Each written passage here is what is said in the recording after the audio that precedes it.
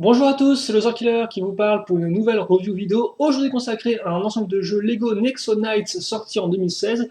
Il s'agira de la référence 10330 Ultimate Clay, ou en français Clay l'ultime chevalier. Il contient 72 pièces et coûte la somme de 8,99 €.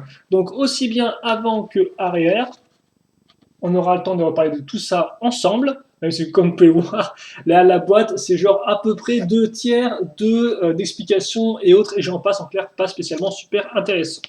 Le mode d'emploi, quant à lui, a un peu plus d'images, donc on va pas non plus bien cracher dessus. Donc il y a une quinzaine d'étapes en tout, rien de spécialement incroyable. Ensuite, bien évidemment, une pub pour le jeu avec les boucliers à scanner, comment scanner, où vous pouvez scanner, etc. J'en passe et des meilleurs. Les 6 modèles Ultimate, tous dans une seule photo. Les différentes boîtes de jeux pour cette première vague, donc effectivement tout ça c'est pour la première vague 2016, le site internet, le club, la liste des pièces et la gagne. Voilà. On commence donc avec notre figurine Ultimate Clay, je vous le rappelle, qui est différent effectivement du Clay que vous pourrez trouver dans les boîtes de jeux. Et comme vous pouvez remarquer, effectivement, la différence, c'est que lui, il met vraiment en avant sa couleur. Donc là, on aura beaucoup de bleu, ainsi que du bleu foncé qui d'ailleurs rend très bien. Là encore, quelque chose de contraste entre une couleur claire et une couleur un peu plus foncée. Donc aussi bien avant que arrière, comme ceci. Ultimate Clay vient aussi avec une armure 4 tenons à l'arrière entièrement bleu transparente, comme vous pouvez le voir, qui rend d'ailleurs assez bien. Comme ceci, alors par contre, peut-être juste, voilà, j'ai baissé la caméra histoire de me préparer à après. Comme ceci, et en termes de date, par contre, là, aucune différence par rapport au Clay normal, vous aurez toujours les deux expressions, aussi bien avant que arrière. On va quand même mettre l'expression un peu souriante, tiens. Ça nous changera des mecs grognons. Ensuite, on met le casque. Comme on peut avoir petite différence par rapport au Clay normal, et bien la visière, entre guillemets, enfin c'est pas une visière, est bleu transparente au lieu d'argenté. Et voilà. Alors par contre, je me rends compte qu'on est peut-être un peu trop zoomé. Voilà. Autre équipement qu'aura en permanence notre Ultimate Clay, quel que soit eh bien, le blason qu'on va mettre, c'est bien évidemment son bouclier. Et par contre, petite exclusivité, c'est qu'en effet, Ultimate Clay, quel que soit son pouvoir, Nexo aura toujours son épée. Donc comme vous pouvez le voir, chouette lame, là encore avec petit diamant, petite lame et garde bleu foncé. Et aussi et surtout, il aura toujours son ultra armure. Donc ultra armure ici, ou plutôt l'extension si vous préférez. Et comme vous pouvez le voir, en fait, eh bien, deux bras, donc articulés en 2 points, ici et là avec des ball joints, ce qui fait que vous pouvez les baisser et les lever. Et là, une petite rotation à ce niveau-là, qui d'ailleurs aura son utilité après. Et donc, effectivement, tout comme l'Avaria et le maître des bêtes, et bien Clay aura, quel que soit son pouvoir, toujours les deux bras dans son dos. Voilà. Car effectivement, et ça c'est vraiment exclusif à Clay, c'est que les différentes pièces qui caractérisent ces différents pouvoirs seront à chaque fois reliées sur les manches qu'il y a ici. Voilà. Et donc ces différents pouvoirs, eh bien, vous voulez peut-être savoir à quoi ils ressemblent. Eh bien c'est très simple, on en aura donc 3. Le premier étant Sword Tornado, tornade d'épée. Donc je vais voilà, faire d'abord un petit récap histoire que vous puissiez les scanner chez vous. Donc j'espère que les lumières sont suffisamment bonnes. N'hésitez pas à me le mettre dans les commentaires.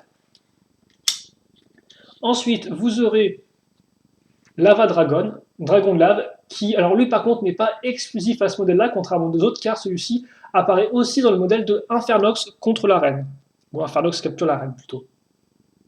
Voilà. Et enfin, le troisième, ce sera Force Field, champ de force en français. Comme ceci. Voilà. Et donc, on va commencer, eh bien, par Force Field, justement. Donc, déjà, on va prendre notre petit socle. Rien de spécialement intéressant là-dedans. Tous les Ultimates ont plus ou moins le même socle, donc il passera à accrocher les figurines, ainsi que les boucliers. Nous, on va juste s'en servir, effectivement, pour stabiliser notre ami Clay et faire de meilleurs turn-around. Donc, comme ceci. Et d'ailleurs, j'ai un superbe accent anglais. Donc, si on active, en vrai, tout du moins, Force Field, qu'est-ce qui se passe? Eh bien, il se passe qu'on aura un bouclier. Voilà, donc tout simplement une petite pièce comme ceci, rien de spécialement compliqué là-dedans. Et ça, on l'accroche directement ici. Voilà, et c'est à peu près tout pour ça. Alors, par contre, excusez-moi juste, on va voilà, prendre le temps de faire les choses. C'est vrai que j'aimerais bien être un peu rapide et les performances vidéo ultimate, mais bon, quitte à faire, voilà, autant faire les choses quand même bien. Donc voilà, pour le mode force field. Rien de spécialement extraordinaire là-dedans, comme vous pouvez voir. Hein. Vous pouvez un peu lever ça, voilà, peut-être le mettre un peu plus en avant. Donc bon. Après, par contre, comme je n'ai pas le jeu, je serai hélas incapable de vous dire euh, à quoi ressemblent les pouvoirs une fois ce qu'est dans le jeu. Voilà. Donc ça, c'est pour Force Field. Ensuite, second pouvoir, Lava Dragon, donc le dragon de lave. Et on va en profiter aussi pour accrocher ça ici. Voilà. Donc, Lava Dragon, dragon de lave, lui sera un peu plus complexe dans le sens où on va prendre 4 pièces d'ailettes de feu qu'on va mettre ici et comme ça. Donc comme, au final comme une sorte de forme de S entre guillemets. On fait ça x2 et donc vous savez ce que Lego appelle entre guillemets les ailes du dragon de lave. Et donc effectivement, comme là c'est libre, et bien vous pouvez comme pouvoir piloter ça, et donc ça fait comme des sortes un peu de soit d'ailes hélicoptères, soit de je ne sais quoi, mais en tout cas effectivement vous pouvez vous amuser. En termes de dimension, d'ailleurs tant qu'on y est, avec les ailes levées comme ça on est à plus de 8 cm de hauteur, ce qui pourrait se demander un peu en termes de dimension à quoi ça ressemble. Donc voilà pour ça, on va peut-être à nouveau refaire un petit turnaround assez rapide, comme ceci. Et donc là forcément c'est un peu plus impressionnant hein, que le bouclier qui était ma foi un poil simple. Ok, donc ça effectivement maintenant on va l'accrocher à l'arrière.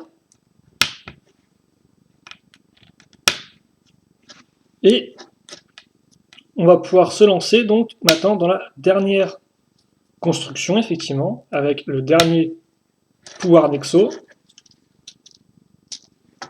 Comme ceci. À savoir donc Tornade d'épée. Qui a un nom ma foi qui fait envie. Et donc Tornade d'épée, eh bien, a en fait le même principe que les ailes de feu, sauf que cette fois-ci on aura effectivement cette pièce de lame. Donc c'est plutôt cool car effectivement celle-ci est quand même assez rare je trouve. On l'a pas tant que ça dans les boîtes de jeu, donc c'est plutôt cool de la retrouver en 4 exemplaires. Car effectivement, voilà, on va les mettre là encore d'un côté comme de l'autre de la garde. On fait ça ici et là. Et voilà. Donc ce que vous avez. Je referme la petite visière, je mets mon clay tout droit, car effectivement là il s'agit quand même de son mode principal, tout le monde de celui qui est mis le plus en avant, enfin de son exo-pouvoir le plus mis en avant sur la boîte, et donc voilà un peu ce que vous avez, comme ceci. D'ailleurs pour ceux qui se demanderaient les dimensions du socle, on est en du 11 cm de large, 5 cm de profondeur et 1 cm de hauteur. Si on compte juste la base en elle-même, hein, si vous comptez les flammes, ce sera plus dans le 4 cm de hauteur, mais c'est pas non plus le plus important, je pense. Voilà, comme ceci. Et donc, eh bien, voilà pour notre Ultimate Clay. Donc, qu'est-ce qu'il y a à dire dessus? Eh bien, comme j'ai dit, effectivement, il a un peu un côté unique dans le sens où c'est lui seul qui a autant d'articulation au niveau des bras, effectivement, avec 2 ball joints qui vous permettront eh bien, de les mettre un peu en avant, par exemple, comme ça, si vous voulez qu'ils se défendent, ou un peu en arrière. Donc, il y a au moins, effectivement, certains mouvements à faire, vraiment comme si, au final, eh bien, Clay était dans une sorte d'exo-armure, un peu. On voit que ça peut être assez rigolo en termes de jouabilité. C'est aussi, comme j'ai dit, le seul, enfin non, celui avec l'Avaria et Beastmaster qui a toujours son ultra armure dans le dos et qui a aussi à chaque fois l'épée, ça par contre c'est unique à lui. Donc d'un côté effectivement ça peut être bien, mais d'un autre effectivement ça va aussi un peu forcément limiter la personnalisation du personnage, contrairement à d'autres personnages effectivement qui ont des fois un casque différent ou une arme différente. Là effectivement tout sera vraiment au niveau des bras. Et comme vous avez pu voir, eh bien en termes de construction, en termes de modification, ça reste quand même un peu faiblard. Le bouclier ne rend peut-être pas si bien que ça. Et après pour ce qui est des lames, eh bien que ce soit lame ou ailette de feu, même si le rendu est différent, la construction, entre guillemets, le concept est le même. Donc c'est vrai que on a peut-être ce côté qui est un peu moins diversifié que d'autres personnages avec Ultimate Clay. Après, néanmoins, j'ai pas grand chose de, je pense, de plus à en dire, car au final, tous les Ultimates sont plus ou moins proches, donc tout dépend de ce que vous recherchez. Si vous recherchez plus un personnage qui va tirer ou un personnage effectivement qui est plus articulable.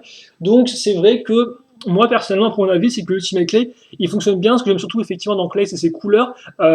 franchement, le bleu transparent rend vraiment très, très bien. Le bleu avec le bleu foncé, ces contrastes, tout ça fonctionne bien. J'aime aussi le fait que en termes de pièces, même si la construction n'est pas diversifiée, en termes de pièces, on a quand même 5 lames bleues comme ceci, et comme j'ai dit, elles sont quand même encore plutôt rares pour l'instant, ainsi que 4 ailettes de feu, ce qui est toujours cool effectivement car c'est des très jolies pièces, et si vous avez manqué Shima, eh bien ça peut être une bonne occasion de vous rattraper dessus. Donc honnêtement, bonne section de pièces, concept uniquement dans l'ultra armure, pourquoi pas avec articulation en plus, mais néanmoins effectivement personnalisation un peu plus limitée que d'autres personnages. Donc après, c'est à vous de voir ce que vous comptez en faire, voilà, mais vous savez maintenant tout sur Clay. Je pense pas qu'il y ait plus de choses que ça à dire.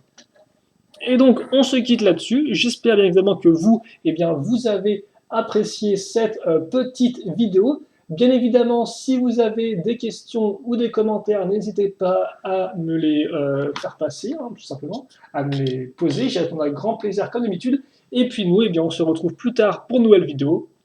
En attendant, portez-vous bien, passez une bonne journée et à la prochaine donc pour plus de fun. Allez, salut à tous, à plus.